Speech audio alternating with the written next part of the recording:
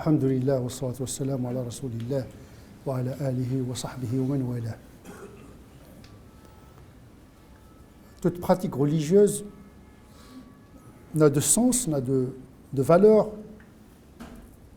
que lorsqu'il repose sur une motivation, une intention. L'acte exotérique n'est que l'iceberg dont le plus important ne se voit pas, c'est-à-dire l'intention.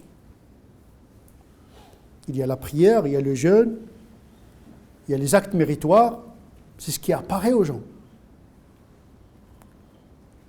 Mais ce qui n'apparaît pas aux gens est encore plus important, c'est-à-dire l'intention fondatrice de l'acte. Innamal a'malu binniyat. Les actes n'ont de valeur qu'à travers l'intention qui les motive. Et donc l'acte, sa valeur est en fonction de la qualité de l'intention. Laquelle intention puise sa qualité de la qualité de l'i'tiqad, de la croyance. Parce que l'intention, c'est un sentiment. Même le sentiment, il doit être éclairé par la croyance, laquelle croyance doit être le lieu de la méditation et de la réflexion. Car croire, c'est aussi savoir. L'iman, ilm. Fa'alam annahu la ilaha illallah. Sache que Dieu est unique. Donc la foi, c'est une connaissance, c'est un savoir. Ça convoque l'esprit, la réflexion. Et donc la qualité de l'i'tiqad dépend également de la qualité de la réflexion, de la méditation. Parce que le propre de l'homme, c'est de s'interroger, c'est de réfléchir, c'est de penser.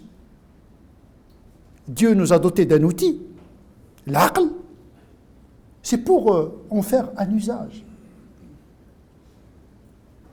Et donc il ne suffit pas d'obéir à l'ordre pour être un bon pratiquant, dont la pratique a une qualité élevée. La pensée, la foi, l'intention, puis l'acte. Il y a un enchaînement. Dieu ne parle pas aux gens qui n'ont pas de raison. Ils ne sont pas concernés par l'impératif divin. Dieu parle avec des gens qui ont une raison. Laquelle raison cherche dans la foi les raisons de la pratique. Il ne suffit pas de dire Dieu m'a ordonné, donc j'obéis à Dieu pour que l'obéissance soit de qualité. La foi n'est achevée que lorsqu'on sait la raison de l'impératif. Car l'ordre de Dieu n'est pas arbitraire ni absurde, raison de plus. Dieu ordonne ce qui est sage, ce qui est raisonnable, ce qui est utile. Et donc, l'épreuve par l'ordre est au service du croyant concerné. L'épreuve n'est pas absurde. On a souvent souligné cet aspect, parce qu'il est lié aux attributs de Dieu. Il ne s'agit pas en islam d'un Dieu qui est en train de soumettre les gens à son ordre uniquement pour se faire. Alors que Dieu, il a créé le monde pour l'homme, comme il a créé la loi, il a révélé la loi pour l'homme. L'homme est au centre de la création. Il a fait prosterner les anges devant Adam. Il a préparé l'univers à l'avènement de l'être humain. Et donc tout est fait pour l'homme. La charia également est faite pour l'homme. Ce n'est pas l'homme qui est fait pour le jeûne et la prière, ce sont les prières et le jeûne qui sont faits pour l'homme. C'est l'homme qui en bénéficie, à condition de comprendre le sens de l'ordre et la technique de la pratique convenable. Sans cela, la pratique n'aura aucun effet, ni moral, ni spirituel, encore moins intellectuel, puisque at-taqwa, c'est-à-dire la conformité à l'ordre, est le produit de l'intelligence. Wattaqullah wa yu'allimukumullah.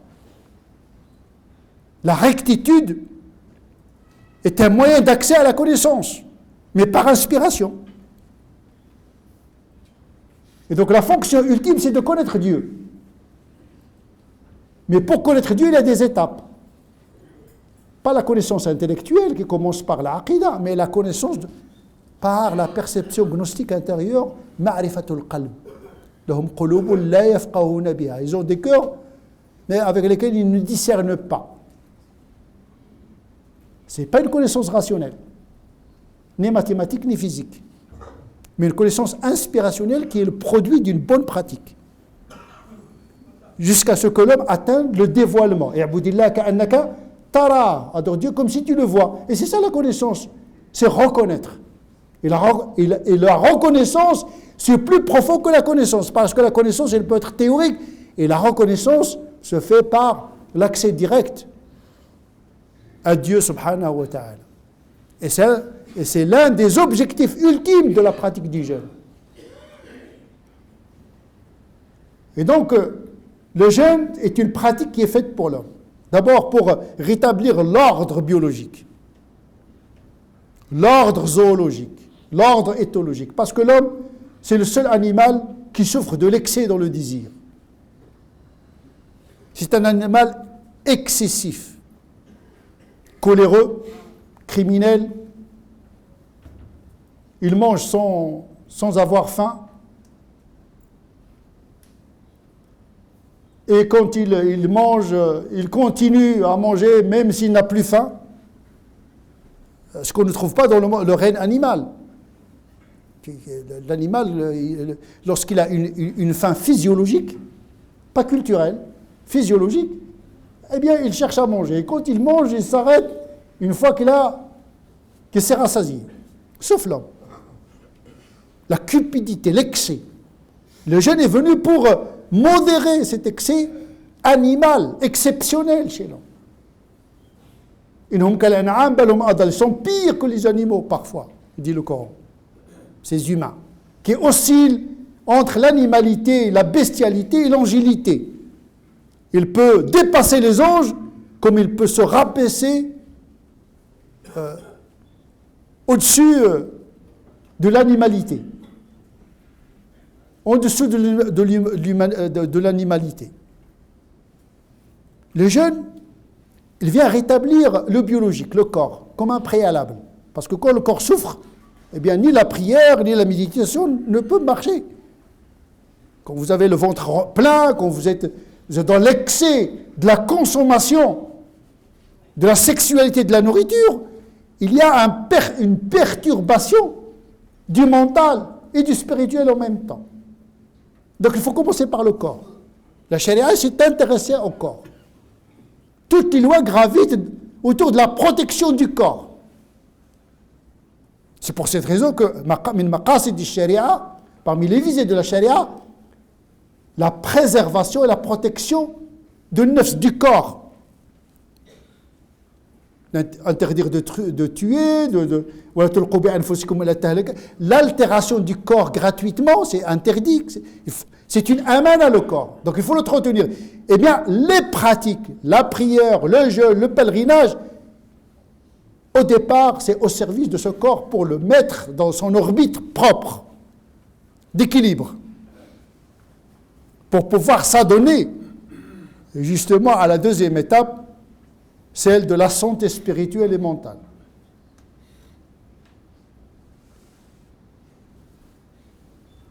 Sachant que la charia, c'est-à-dire les pratiques exotériques, est résumée dans la philosophie qui dit que les ordres de Dieu sont là pour réaliser le bien de l'homme et de lui éviter les inconvénients et le mal. Toute pratique, même d'une obligation, qui produit le mafsada, la corruption, qui produit l'altération du corps, un préjudice matériel, n'est pas l'intention de Dieu. Donc l'application mécanique d'un ordre n'est pas forcément synonyme d'application de la charia. La charia, c'est qu'est-ce que Dieu vise à travers cet ordre. C'est pour cette raison que celui qui jeûne et qui a peur de la maladie, eh bien, le Coran lui dit qu'il a la dérogation de ne pas manger, parce que le but de Dieu, ce n'est pas altérer le corps. Le siyam, ce n'est pas pour altérer, c'est pour modérer. Ce qui est très différent. Et donc c'est ça la philosophie du jeûne. C'est comme ça qu'il faut exposer à nos enfants.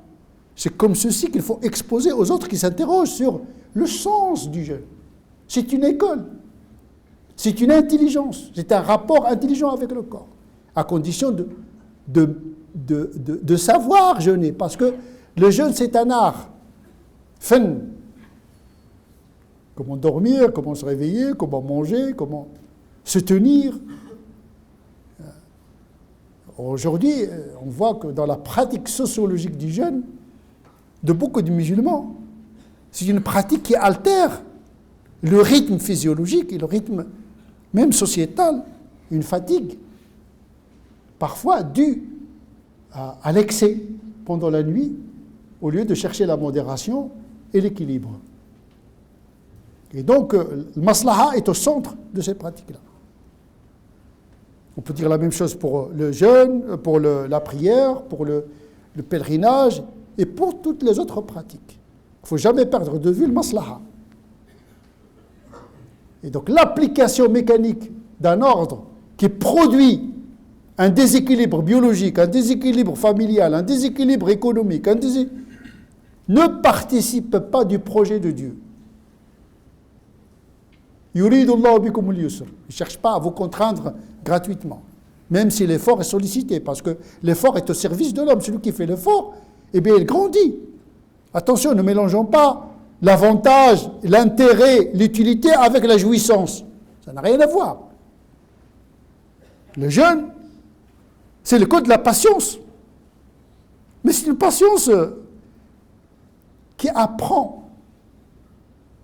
à l'individu de surmonter les obstacles des contraintes. Dieu lui-même, il est patient. C'est pour nous consoler. En vérité, Dieu nous console. Il dit, vous patientez, moi aussi je patiente. Parce que Dieu aussi est patiente. Ce qu'il voit, ce qu'il entend, il patiente. Et donc, il nous demande d'accomplir ce que lui-même accomplit, pour ne pas faire de jaloux. Rahim, miséricordieux, il nous demande des choses que lui-même, subhanahu wa ta'ala, pratique. Le prophète sallallahu alayhi wa sallam en est l'exemple parfait. Il dit aux musulmans ce que lui-même pratique. Il pratique plus que le reste des musulmans. Raison de plus, Allah subhanahu wa ta'ala. Dieu samad, celui qui n'a pas de tube digestif, il ne mange pas. Il nous demande de faire comme lui, pas tout le temps, pendant un moment bien précis, à condition que cela ne débouche pas sur une altération, parce que notre subsistance n'est pas celle de l'être et de l'essence d'Allah subhanahu wa ta'ala, mais le principe est toujours le même, l'imitation de Dieu. Donc il y a masalih matériel, il y a un avantage matériel dans le jeûne qu'il faudrait ne pas perdre de vue, mais il y a surtout des avantages spirituels. Parce que Dieu veut que les êtres humains le connaissent, se rapprochent de lui.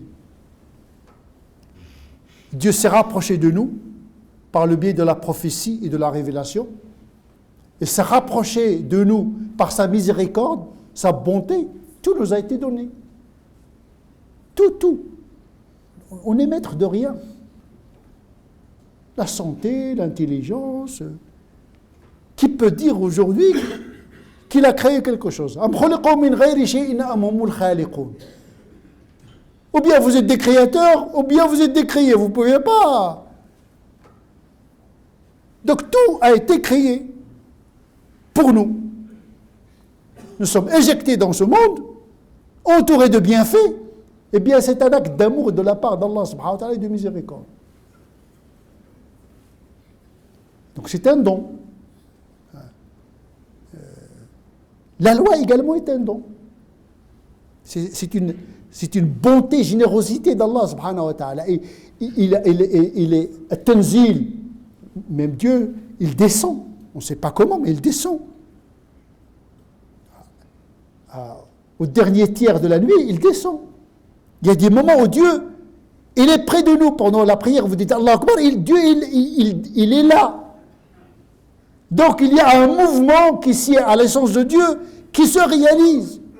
Non seulement il y a les anges, mais il y a la présence d'Allah subhanahu wa ta'ala. Comment? Allahu a'lam. Puisque Dieu échappe à la pesanteur de l'espace et du temps. Mais il est là. Il y a un mouvement de Dieu vers l'homme. Eh bien, cette loi qui est descendue, elle permet également l'ascension de l'homme vers Dieu. C'est un canal de communication avec le divin. Siyam, c'est un langage symbolique qui permet justement cette ascension de l'esprit. En plus, ce sont des pratiques qui viennent dans un moment d'expansion spirituelle. Les moments de la prière, les moments de pèlerinage, les moments de jeûne, Dieu remplit la terre d'esprits positifs favorables à l'épanouissement de l'âme. Donc il y a des intérêts mystiques, métaphysiques, qui se réalisent pendant ces moments-là. De permettre à l'individu d'être dans une proximité, dans une sensation de proximité par rapport à Allah qui lui permet de connaître ce Dieu. Mais ça, c'est le jeûne des mystiques, de Salih et de l'Awliya. Il y a le jeûne des vulgaires, des communs des musulmans, qui se contentent uniquement de ne pas boire, de ne pas manger. Ça s'arrête là. Mais il y a des musulmans qui sont ambitieux, qui ont un autre projet, qu'ils veulent rencontrer Dieu ici maintenant, qu'ils veulent entrer au paradis ici maintenant. Parce que beaucoup de gens pensent que la pratique de la religion n'a qu'un seul objectif, c'est d'acquérir le salut dans l'au-delà.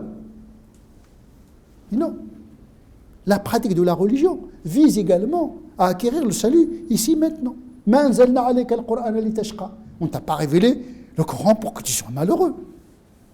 C'est pour que tu sois en équilibre par rapport à toi-même. Ça n'a rien à voir avec la richesse, la maladie, la pauvreté. C'est pas ça le bonheur. Il n'est pas proportionnel à la prospérité physique et matérielle. C'est un bonheur intérieur. Comme disait Ibn Taymiyyah, Jannati fi sadri. Mon paradis est dans ma poitrine. Pourtant, il a souffert. Il a été persécuté, il a été emprisonné. Il est même mort en prison. Mais il est déjà dans le paradis avant le paradis. Donc la charia, elle prépare l'avènement du paradis ici maintenant, mais un autre paradis. Donc il ne faut pas croire que la charia, elle est là pour contraindre inutilement sans avoir un fruit jouissif, spirituel ici maintenant. Siyam permet cela. Des moments de recueillement, de proximité. C'est ça le sens mystique et profond, qui doit être réalisé dans la mesure du possible. Et donc il y a des visées matérielles, biologiques, il y a des visées morales également, parce qu'il faut changer le comportement. Le prophète sallallahu alayhi wa sallam a dit « As-sawmu junna » le jeûne est une protection. فإذا صام أحدكم فلا يرفث ولا يجهل. Si l'un d'entre vous jeûne, qu'il cesse d'être vulgaire, qu'il ne soit pas vulgaire et qu'il ne soit pas déchaîné. Et si quelqu'un l'insulte ou l'agresse, qu'il lui dise je suis en jeûne 2 fois. Donc il y a un effet moral, puis un effet mystique et intérieur. Sinon, si on n'arrive pas à comprendre cela, nous allons donner l'impression que notre religion, c'est la pratique pour la pratique, et une loi sans Dieu, et que nous sommes créés pour adorer la loi et non pas pour accéder à Dieu. C'est dommage de passer à côté de cette aqida. Ça fait partie de l'aqida. Il y a ceux qui pratiquent le jeûne pour le jeûne, il y a ceux qui le pratiquent pour accéder à Dieu, pas uniquement à la rétribution dans l'au-delà, mais accéder à Dieu ici maintenant. نسأل الله عز وجل أن يجعلنا من الذين يستمعون القول فيتبعون أحسنه، أولئك الذين هداهم الله وأولئك هم أولو الألباب. اللهم اهدنا فيمن هديت، وعافنا فيمن عافيت، وتولنا فيمن توليت، وبارك لنا فيما أعطيت، وقنا واصرف عنا شر ما قضيت، فإنك تقضي ولا يقضى عليك، وإنه لا يذل من واليت ولا يعز من عاديت، تباركت ربنا وتعاليت. اللهم صل على سيدنا محمد وعلى آل سيدنا محمد كما صليت على سيدنا إبراهيم وعلى آل سيدنا إبراهيم، وبارك على سيدنا محمد وعلى آل سيدنا محمد كما باركت على سيدنا إبراهيم وعلى آل سيدنا إبراهيم في العالمين إنك حميد مجيد. سبحان ربك رب العزة عما يصفون، وسلام على المرسلين، والحمد لله رب العالمين.